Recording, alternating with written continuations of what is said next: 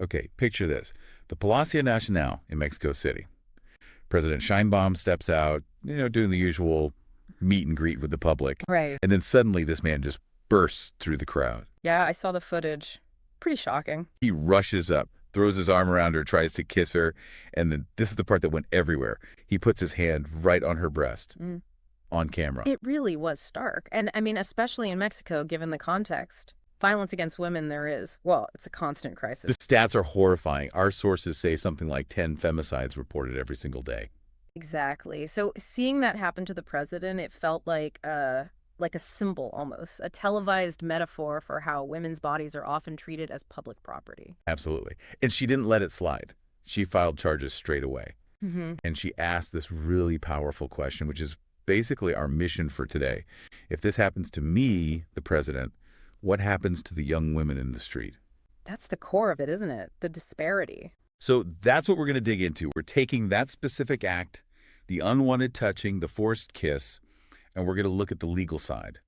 What happens next? What should happen, according to the law, in Mexico, and then comparing it across, 4 other countries? That's the plan. Mexico, Canada, the UK, the US, and Nigeria. To see how the law handles this specific kind of violation, and maybe more importantly, how enforcement differs, starting, naturally, in Mexico. Okay, so let's get into the Mexican legal code, the Código Penal Federal.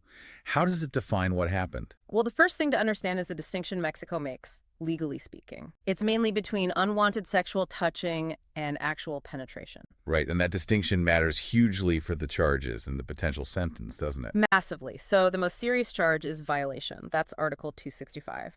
It covers non-consensual penetration rape, essentially. And then the penalty for that. It's heavy, 8 to 20 years in prison, reserved for the most severe assaults. But the incident with President Sheinbaum, the groping, the kiss attempt, that doesn't involve penetration. So where does that fall? That falls under Article 260, which is abuso sexual abuse. Okay. This covers unwanted touching or forcing someone into a sexual act without penetration. And the sentence for abuso sexual? Still significant, 6 to 10 years in prison, plus a fine. And importantly, if violence or coercion was used, like grabbing someone forcefully, the penalty increases by half. 6 to 10 years is still a long time, but it's a clear legal line drawn based purely on whether penetration occurred. Precisely. It highlights how the law categorizes the physical act, even if the violation feels just as profound to the victim either way. So technically, prosecutors couldn't argue this was an attempted violation. Yeah. Even with the force used. They'd have to prove intent to penetrate beyond reasonable doubt, which can be tough. Based on the actions described, abuso sexual is the much clearer charge based on the evidence. But, the legal challenge in Mexico goes beyond just the federal code. Ah, right. The federal structure complicates things. Mexico has 31 states, plus Mexico City. Exactly. And each one can define sexual harassment and assault slightly differently. It's a patchwork. So what's a crime in one state might be treated differently just across the border. Potentially, yes. Some states don't even explicitly criminalize sexual harassment, or the laws they have are quite weak with very little real deterrent effect. It creates, a lot of inconsistency. Which must be incredibly frustrating for victims trying to navigate the system. Absolutely. And that's why President Sheinbaum's reaction wasn't just personal, it was systemic. You mean filing the denuncia, the formal complaint? Yes, that sends a message. It forces the system to act. It can't just be brushed aside. But she also called for major legal reform. Harmonization. Yeah. Exactly. A single nationwide federal offense for sexual harassment with stronger, consistent penalties. Trying to get rid of that confusing patchwork across states. That would be a huge change. It would be revolutionary, really, making sure the law protects you the same way no matter where you are in the country. And it's interesting that the state can actually prosecute this, even without her private lawsuit, the denuncia. That's right. The public prosecutor can initiate charges for abuso sexual because it's considered an offense against society, not just the individual. But her filing adds significant weight. It makes it political, unavoidable. It flags it up, yes. It forces the system to confront the reality that these laws, even when they exist, are often poorly enforced, bogged down by delays, stigma, lack of resources, all the barriers ordinary women face. Okay, so Mexico shows us the complexity, the definitions, the jurisdictional mess, and the push for reform. Let's use this as a baseline now and compare. How would this same act be treated elsewhere? Let's start with Canada.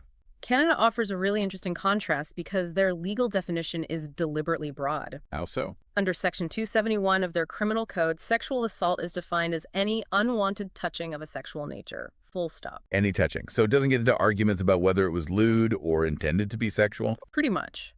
The focus is squarely on the lack of consent. If the touching was sexual in nature and the person didn't consent, it's sexual assault. Simple in a way. It aims to be. So the Sheinbaum scenario, the unwanted kiss, the hand on the breast, that would clearly be a criminal charge of sexual assault in Canada. And given the public nature, the victim's status. It would likely be prosecuted as an indictable offense, which is their term for more serious crimes, and the potential sentence could be up to 10 years. Those factors, public place, victim's role, could be seen as aggravating factors at sentencing. Okay, so a broad definition focused on consent. Now let's jump over to the UK. What's their approach? The UK's perspective, particularly under the Sexual Offences Act of 2003, puts a really strong emphasis on bodily autonomy.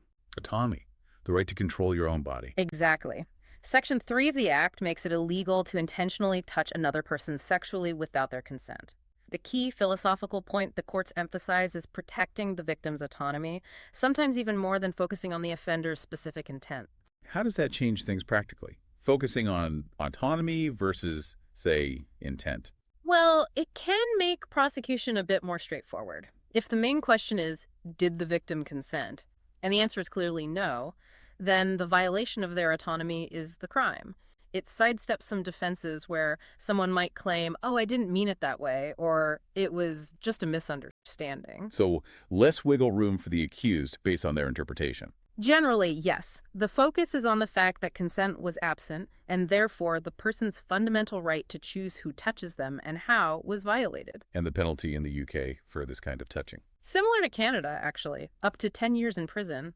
And like you mentioned earlier, because it happened in public, there could potentially be additional charges related to public order offenses. Right, punishing the disruption and fear caused to others who witnessed it. Precisely.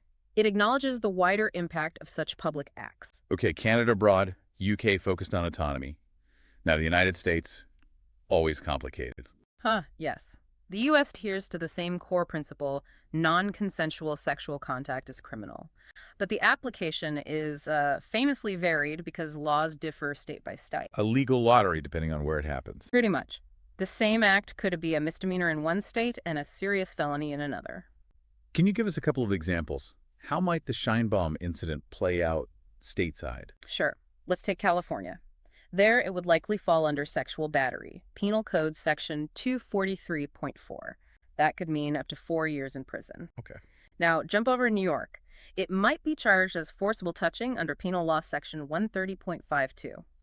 This also carries potential jail time, but crucially, often comes with mandatory registration as a sex offender. And that registration has huge long-term consequences. Life-altering, potentially. Affecting employment, housing, everything. So very different implications, even if the initial act is the same. And with a figure like a president, there's another layer in the U.S., isn't there? The federal involvement. Absolutely crucial point. If this happened to a U.S. president, it wouldn't just be local or state police. The Secret Service would be involved immediately. Which escalates things. Big time. It elevates it to a federal investigation. So regardless of how the state defines sexual battery or forcible touching, the perpetrator could also face federal charges, specifically assaulting a federal officer under 18 U.S.C. Section 111. Wow. So it becomes an attack on the office, on the federal government itself. Essentially, yes. It adds a whole different dimension and level of seriousness, ensuring a robust response, irrespective of varying state laws on the sexual contact aspect. It shows how the victim's identity can dramatically shift the legal gears. That's a really important point. The system can react strongly when the victim holds significant power. Which brings us, maybe starkly, to our final example, Nigeria, where the laws might exist on paper, but enforcement is a different story. Nigeria is a really critical case study for understanding that gap between law and practice. They do have laws. The Criminal Code Act in the South, the Penal Code in the North, they both address indecent assault. And there's that big federal act too, right? The VAPP Act from 2015. Yes, the Violence Against Persons Prohibition Act. A major step forward legislatively. It specifically includes penalties up to 3 years in prison, or a hefty fine, or both for indecent touching and sexual harassment. So the legal framework is there. But the problem, overwhelmingly, is enforcement and the cultural context surrounding it. What do you mean by that? How does culture impede the law? Our sources consistently point to the fact that these kinds of acts are often trivialized. There's immense pressure often for victims to just overlook it, especially if the offender is powerful or well-connected. It's treated as rudeness, maybe, but not a serious crime worth pursuing. So massive underreporting. Huge underreporting, and even when cases are reported, there's a real risk they'll be dismissed by police or investigated poorly, or if they reach court, result in minimal consequences.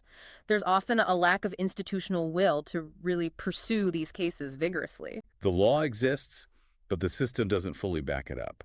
Exactly. The VAPP Act looks good on paper.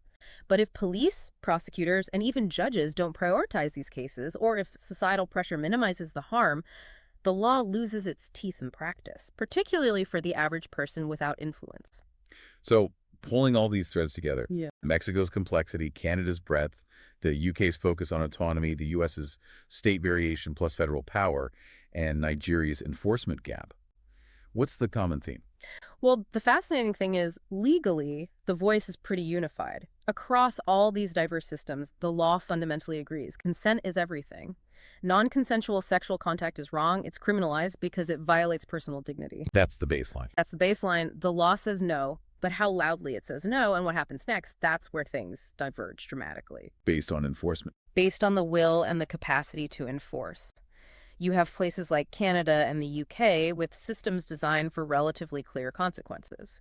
Then you have the US with its state complexities but federal backstop for certain figures. And then you have places like Nigeria and parts of Latin America, including Mexico, with its harmonization issues, where cultural norms and institutional weaknesses create significant barriers to actual justice. Which makes President Sheinbaum filing charges in Mexico more than just a personal act. It's a statement. It's a powerful political statement. It's using the highest office to say, this is not acceptable, this is a crime, and the law must apply regardless of cultural tendencies to excuse or minimize it. It's pushing back against that very inertia. So reflecting on our deep dive, we've seen the act itself is condemned pretty much universally in law. But whether someone actually faces consequences depends heavily on where it happens and the culture around enforcing those laws. Absolutely. The Scheinbaum case itself sends a signal in Mexico. Public assault is prosecutable. It might spur legislative change, which is needed. But, and this is the critical thought perhaps for you, the listener, to consider, even with that high-profile case, does it automatically mean justice for everyone? Probably not, given those institutional barriers you mentioned. Right.